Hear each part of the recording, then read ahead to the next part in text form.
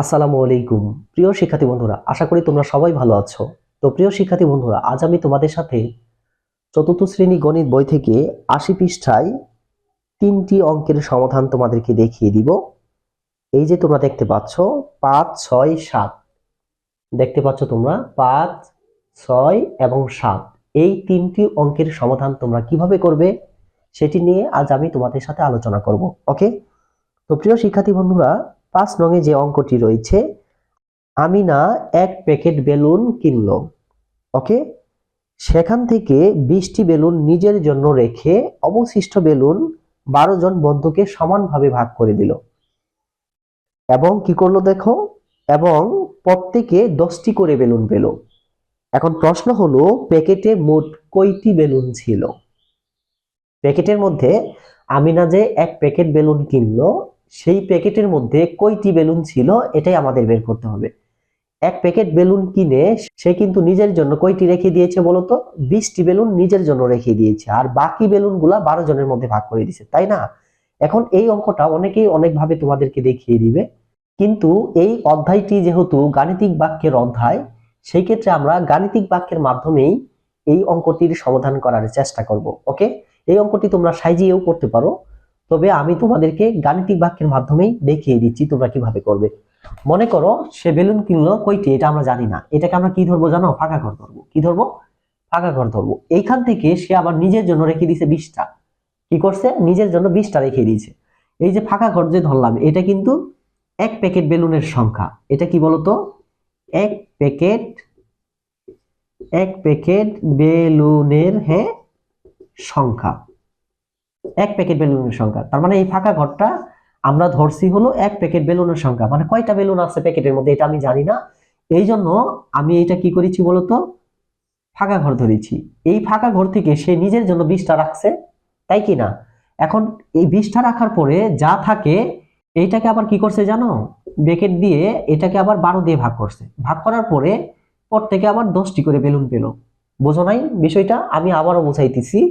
এই যে ফাঁকা ঘরটা, এটা হলো বেলুনের সংখ্যা। কয়টা কিনছে এটা জানি না, এই জন্য আমরা কি করেছি? এটা ফাঁকা ঘর ধরেছি। এটাকে আবার আমরা কি করেছি? ২০টা রাখছে নিজের জন্য, এখান থেকে ২০টা বিয়োগ করলাম।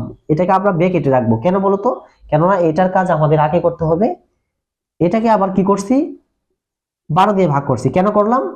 এই যে দেখো, মোট যে বেলুন আছে, এই যে মোট বেলুনটা, এইখান থেকে ২০টা বেলুন নিজের জন্য রাখার পরে যেটা থাকলো ওইটা তো ১২ জনকে ভাগ করে দিছে, তাই না? ভাগ করার পরে প্রত্যেকে আবার ১০টা করে পেল। এটাই কিন্তু আমাদের গাণিতিক বাক্যটা। এই যে আমরা লিখলাম, এটাই কিন্তু আমাদের গাণিতিক বাক্য। ওকে, তো এখন এই গাণিতিক বাক্যের মাধ্যমেই আমি তোমাদেরকে অঙ্কের সমাধানটি করে দেওয়ার চেষ্টা করব। ওকে, তো এটা আমি কিভাবে করি তোমরা মনোযোগ সহকারে সম্পূর্ণ ভিডিওটি দেখো। ওকে, প্রথমে আমরা ৫ নং লিখে সমাধান দিব। ওকে, তারপর লিখব মনে করি প্যাকেটে মোট বেলুনের সংখ্যা, এই যে ফাঁকা ঘর টি। ওকে, এই ফাঁকা ঘরটি কেন দিলাম? কারণ আমরা বেলুনের সংখ্যাটা জানি না। ওকে, এখন আমরা লিখব, সুতরাং গাণিতিক বাক্যটি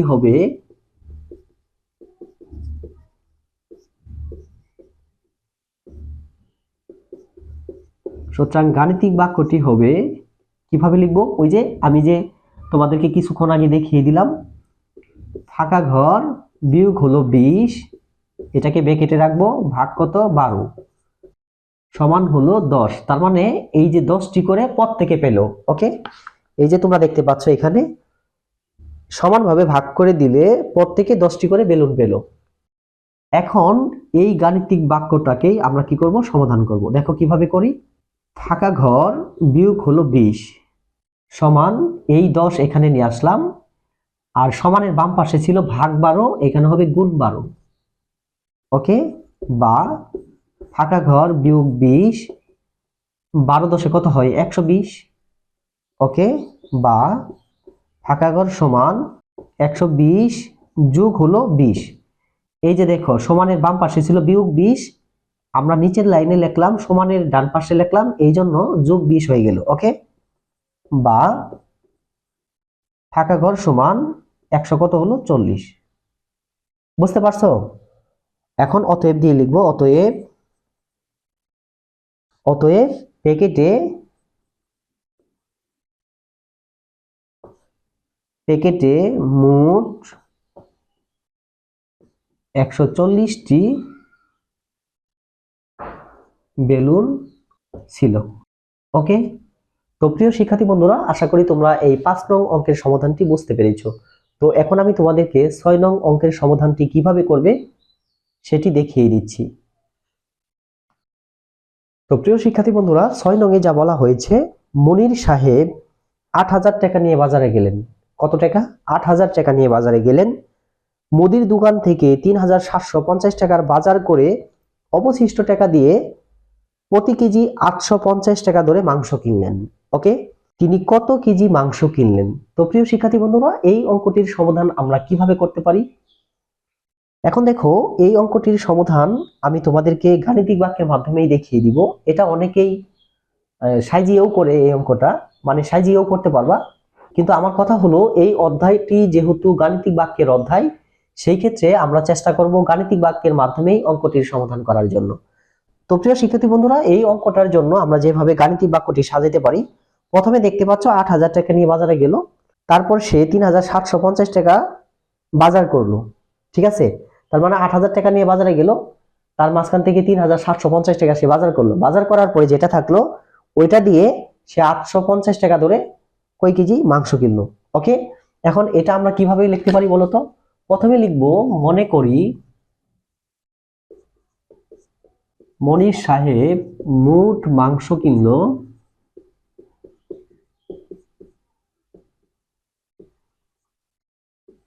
এই যে ফাঁকা ঘর কেজি, মানে কয় কেজি মাংস কিনছে এটা কিন্তু আমরা জানি না, জানি, এই জন্য আমরা এটাকে ফাঁকা ঘর ধরলাম। ওকে, এখন আমরা এটার জন্য একটা গাণিতিক বাক্য তৈরি করব।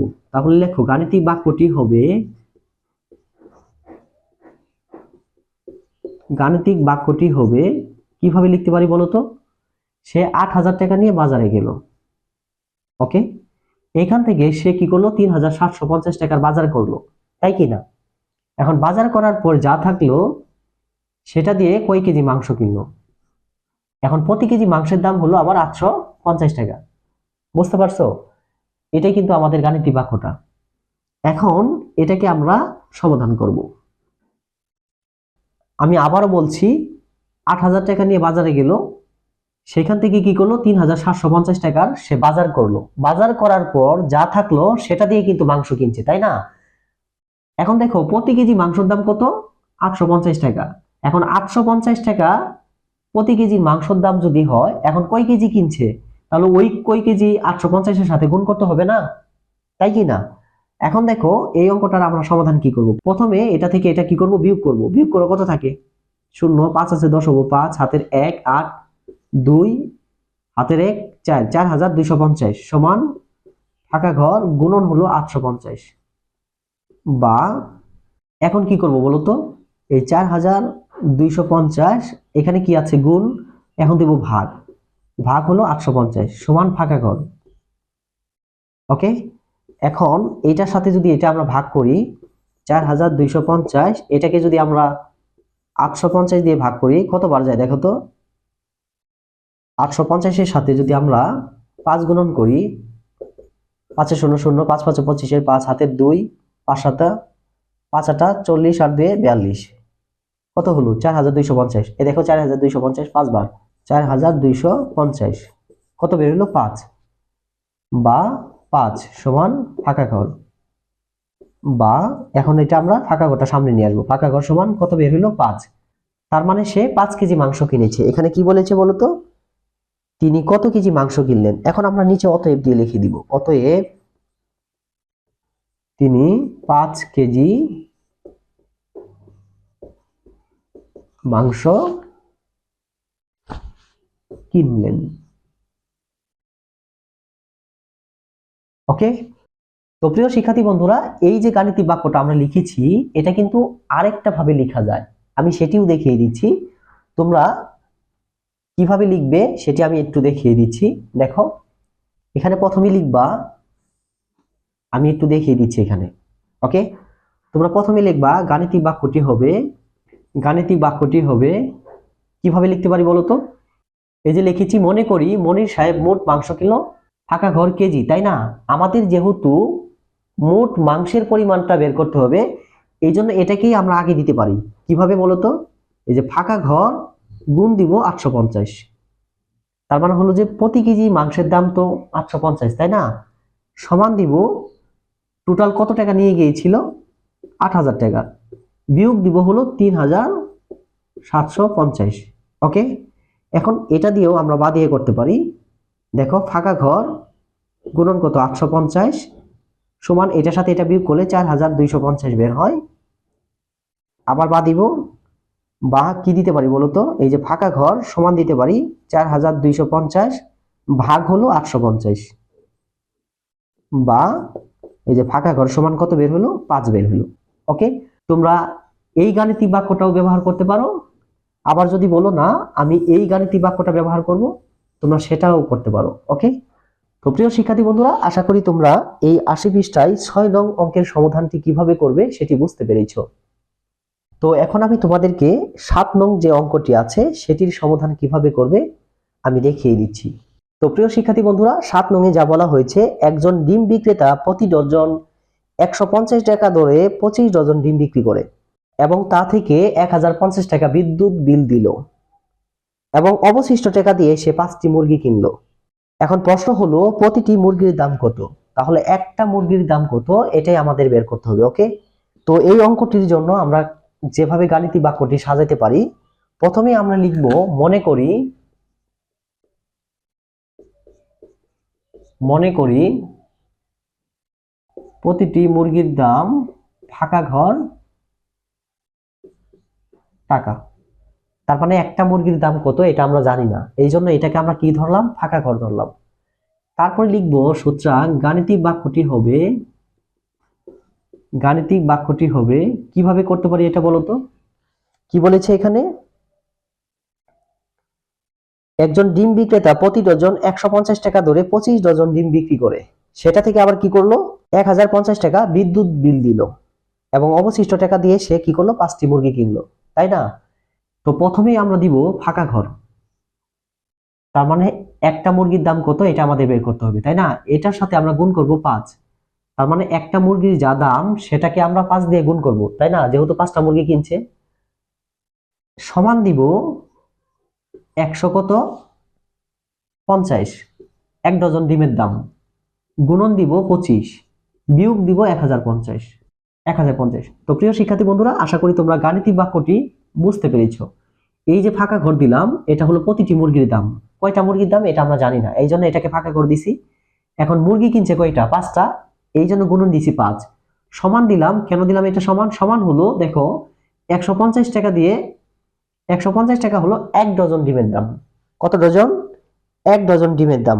এখন ডিম কয়টা বিক্রি করছে, 25 ডজন।